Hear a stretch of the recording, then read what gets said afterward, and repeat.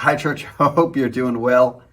Did you know that this weekend marks the anniversary of California's first lockdown in response to the COVID pandemic in 2020? It's hard to believe that it's been a year, right? And thinking back, what were the first signs for you that this thing was real? And for me, it was the Wednesday just before lockdown. My wife, Kristen, was at work, and one of our kids, I can't remember who, but one of our children had a rash. So I made an appointment at the Kaiser Clinic in the Target here in Eagle Rock. We had our appointment, but then kind of walked around Target and just seeing the cold medicine shelves, the cleaning supplies wiped out was shocking.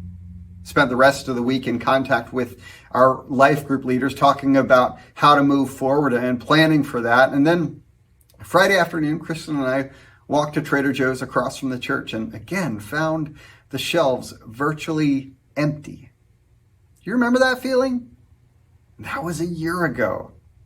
It was particularly on my mind this past week as I looked at what Paul has to say near the close of his letter. Towards the end of Philippians chapter 4, he says, "I am not saying this because I am in need, for I have learned to be content whatever the circumstances. I know what it is to be in need, and I know what it is to have plenty. I have learned the secret of being content in any and every situation, whether well-fed or hungry, whether living in plenty or in want. I can do all this through him who gives me strength." And most of us, for most of our lives, have known quite well what it is to have plenty.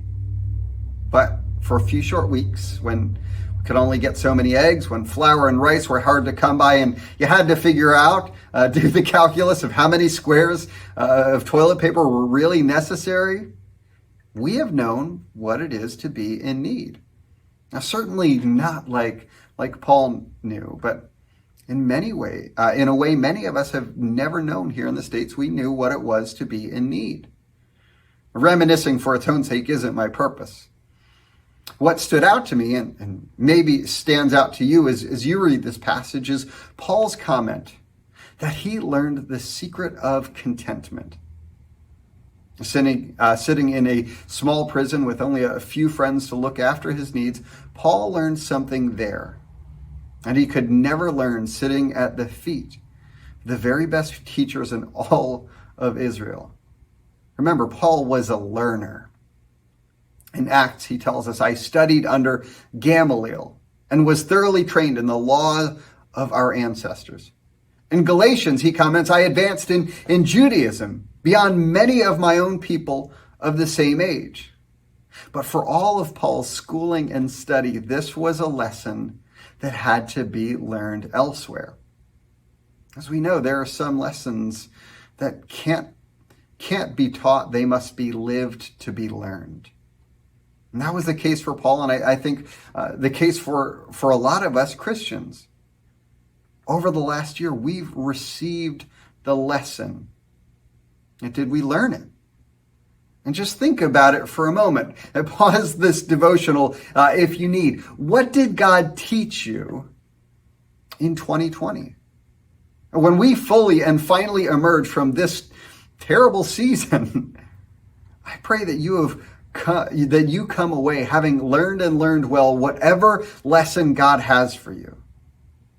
May it not just be the case that this season is about loss, hurt, and waste alone.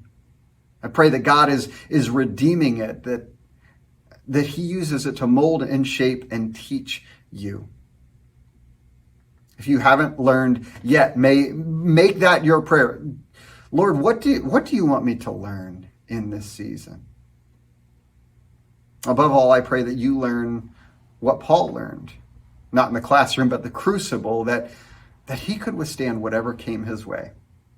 Not because he had the inner strength or resolve, but by leaning into God as the source of his strength for whatever he faced. I pray that Philippians 4:13, "I can do all this through him who gives me strength," has taken on or takes on new meaning for you this year like never before. Grace and peace, church.